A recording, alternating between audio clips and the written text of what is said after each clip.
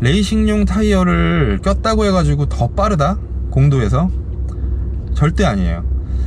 자, 안녕하세요. 카바커스 김세호입니다. 튜닝에 대한 부분을 오늘 이야기를 하려고 합니다.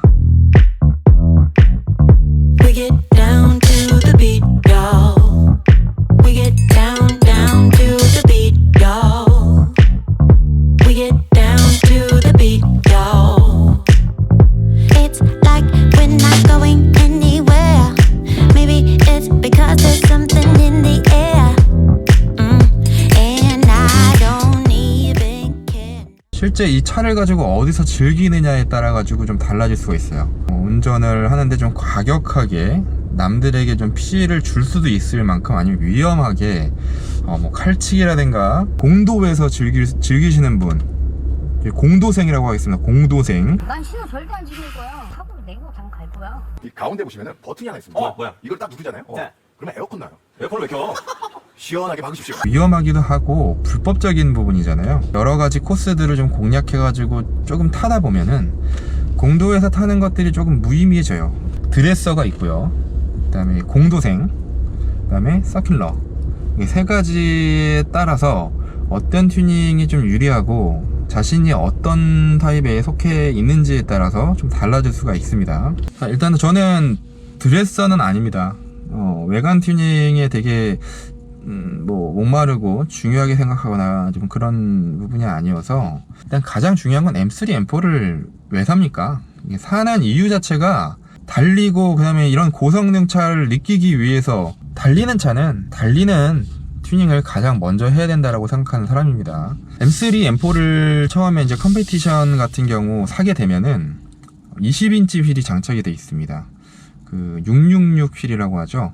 666 휠이 나쁜 건 아니에요. 뭐 인치가 큰 것들은 스포츠 성능에 유리하다, 뭐 이렇게 나와 있는데, 그것도 어느 정도입니다. 이게 차에 따라 당연히 달라지는 거고, 인치가 늘어나게 되면 첫 번째로는 무게가 당연히 늘어나요.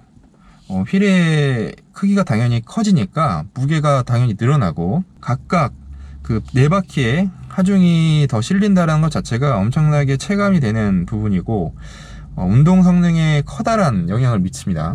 666 휠 20인치에서 기본적으로 이제 19인치로 다운을 하려고 할 때 19인치 휠이라는 것도 되게 여러 가지가 있잖아요. 저 같은 경우는 BMW 정품 휠인 437M 휠을 장착을 했어요. 가격대 성능비가 가장 좋다고 하는 437M입니다. 밸런스적으로, 그러니까 이 차를 스포티하게 주행을 하는 데 있어서 더 유리한 쪽이 많다라고 좀 얘기를 드리고 싶어요. 자, 666 휠이 근데 더 멋있고 화려하죠. 437보다는. 437 휠 기본적으로 이제 도색을 안 하는 상태면은 너무나 커팅 휠이기 때문에 커트가 돼서 그쪽은 약간 은색빛이 나고 안쪽은 검은빛이 나기 때문에 뭔가 좀 약간 언밸런스하고 촌스러운 느낌이 있어요, 개인적으로. 일단 666 휠이 기본적으로 휠 가격만 600만원 정도가 됩니다. 요즘에 휠 타이어까지 다 포함해가지고 그거를 판매하려고 하시는 분들이 너무나 많아져서 거의 250만원에 내놔도 팔리질 않아요. 666 휠을 껴주긴 했지만 이 M3, M4 컴페티션을 구매하신 분들이 이제 437이나 아니면은 뭐 여러가지 다른 19인치 휠로 갈아타시면서 물량이 많이 나온 거예요, 중고 물량이. 그래서 아마 가격대가 많이 붕괴가 됐고요. 그래서 저도 지금 아직 팔고 있지는 않습니다. 666 휠을 저희 지금 사무실 베란다에 거의 모셔놓고 있는데, PSS 타이어가 이제 껴져 있는 상태인데, 여기 한쪽이 제가 PSS로 드라이빙 센터에서 제 영상 전 거를 보시면 아시겠지만 찢어 먹었어요. Please no! No! No! 그래서 아마 타이어는 빼고 휠만 아마 판매를 해야 되는 상황일 것 같고요. 그리고 이제 휠 종류가 이제 437을 말씀드렸는데, 437 같은 경우는 가격대가 좀 저렴하게 원래 형성이 되어 있습니다. 근데 조금 오른 편이에요. 반대로. 그러니까 똑같은 상황이죠. 이제 수요와 공급의 원칙에 의해서 조금 오르는 상태고, 중고죠. 새 거는 지금 살 수가 없습니다, 437이. 437 말고도 이제 이제 M4 컴페티션 이후에 CS 모델이 나왔잖아요. 여러 가지 면에서 내부적으로나 그다음에 성능적으로 좀 다른 차죠. 근데 이제 거기에 기본적으로 껴져 있는 763M이라고 하는 휠이 있습니다. 보통 763M으로 많이들 이제 끼려고 하시는데, 그게 CS에서 앞 타이어가 19인치고 뒷 타이어가 20인치로 나와버렸어요. 기본 순정입니다, 이게. 763도 앞뒤로 19인치로 맞추는 경우도 되게 많습니다. 19인치로 하실 경우에는 또 한 대분 구하기가 좀 힘들어요. 763M이 메모리 이렇게 많은 건 아니기 때문에, 물론 구하려면 구할 수 있겠지만, 가격대도 좀 비싼 편입니다, 763M이. 그 다음에 이건 이제 BMW 휠만 지금 말씀을 드렸는데, 그 밖에도 뭐 볼크레이싱에서 나온 거, 또 있죠.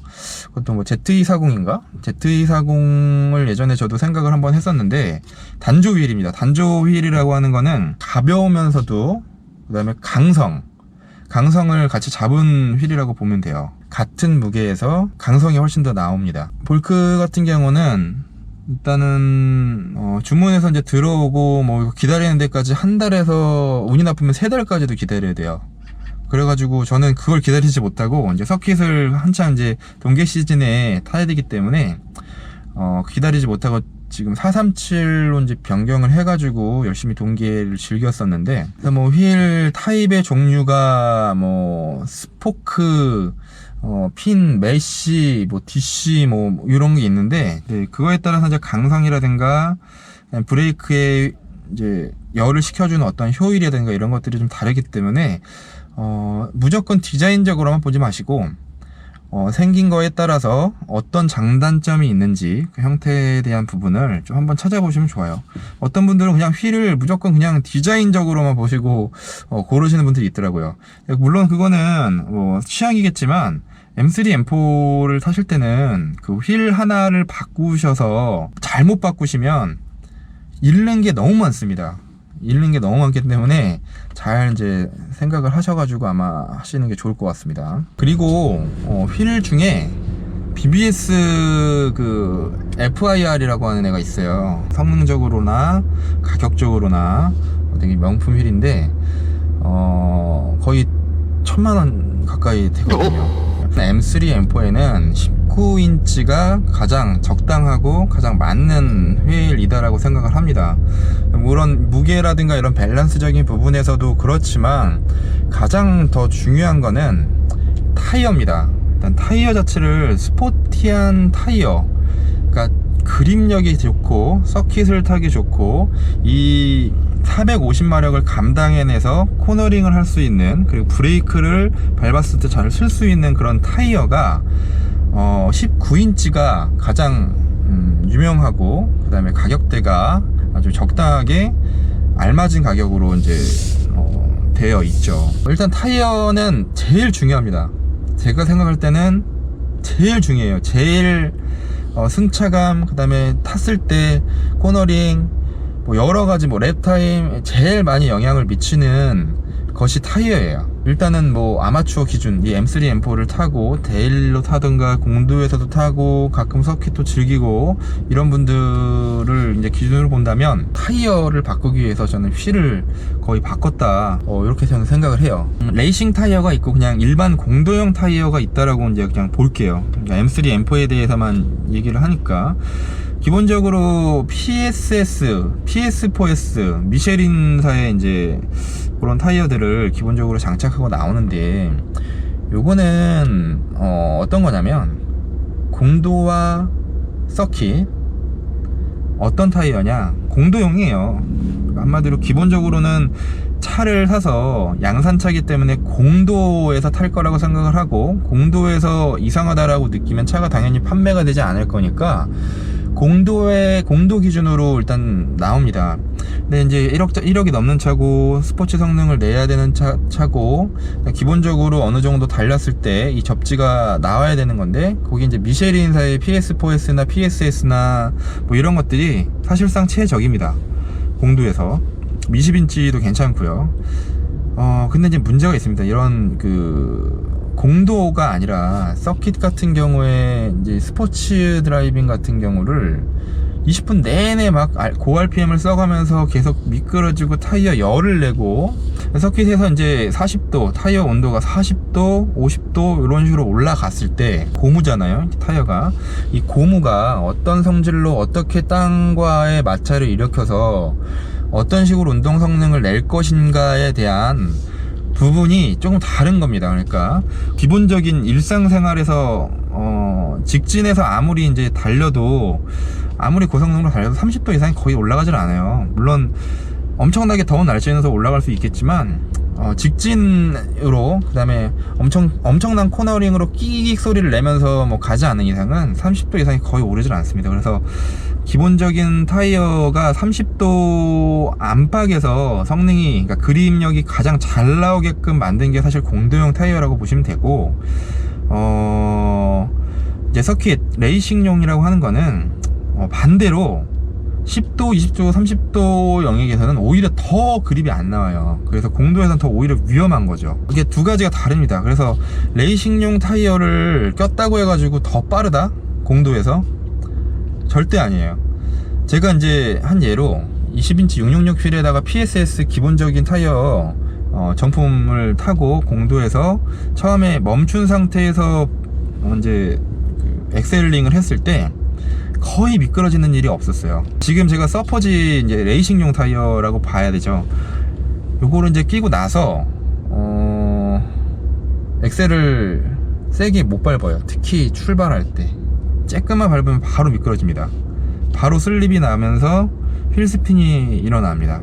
이게 당연히 이제 공도에서 제가 무슨 타이어 온도를 뭐 40도, 50도 이렇게 올리고 다니는 게 아니라, 기본적으로는 거의 지금 이제 봄이 왔지만 겨울에는 20도 이상 올라가기도 힘들어요. 패턴에 대한 부분이 있죠. 이 패턴 같은 경우는, 이 패턴이 밋밋하고 거의 없으면 그립력이 좋아져요.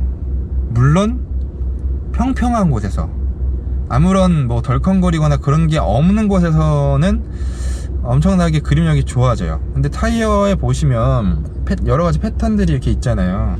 그 패턴들은 어떤 거를 대비하는 거냐면, 공도는, 그 다음에 서킷도 마찬가지입니다. 서킷도 무조건 매끈하게 다 정리가 되어 있는 게 아니고, 언덕길도 있고 덜컹거리는 것도 있고 연석도 있고 그렇기 때문에, 아무리 서킷용 타이어도 패턴이 있죠. 그냥 민자가 아니죠. 약간 패턴 자체가 바깥쪽으로 이렇게 빠지는 어떤 영역이 이렇게 나선형으로 좀 되어 있어요. 그래서 물을 빼내는 것보다는 앞으로 밀고 나가서 그립을 살리고 이 타이어가 이 땅바닥과 마찰을 하는데 좀 유리하게끔 되어 있어요. 근데 이제 일반적인 타이어 같은 경우는 밖에 맨 끝에죠. 이제 타이어 맨 끝까지 쭉 나 있어요. 이렇게 끝까지 이제 홈이 파져 있죠. 안까지. 그게 이제 물이 빠지는 거예요. 물을 밟게 되면, 밟고 나가지고 살짝 당연히 수막 현상으로 해서 뜨는데, 그 뜨는 거를 바깥으로 빼주는 거예요. 그렇기 때문에 이런 지금 서퍼지 제가 끼고 있는 이런 레이싱용 타이어 같은 경우는 비가 올 때나 눈이 올 때 엄청나게 미끄럽습니다. 패턴적인 부분 또한 그렇지만 이 고무의 성질 또한 그래요. 당연히 아까 말씀드린 것처럼 차가운 물을 만나고, 물이 엄청나게 뭐 뜨거운 물을 밟을 일은 거의 없잖아요. 차가운 물을 밟고 눈이 왔을 때 눈도 차갑기 때문에 그게 이제 닿았을 경우에 이런 고무의 성질도 변하고, 그립력이 훨씬 더 안 좋은 성질로 당연히 변하고, 또 패턴적인 부분으로 물이 빠지지 않아서 수막 현상이 훨씬 더 일어날 수 있는 그런 구조를 가지고 있습니다. 그래서 이제 레이싱용 타이어, 비싼 타이어, 뭐 비싼 휠을 꼈다고 해가지고 무조건적인 유리함이 있는 건 아니에요. 특히 공도에서는 오히려 불리해질 가능성이 큽니다. M3, M4를 근데 공도에서만 탈 거면 추천을 사실 드리지는 않아요. 이 차의 50%만 끌어내도 엄청나게 불법적인 일을 저지른 걸 겁니다.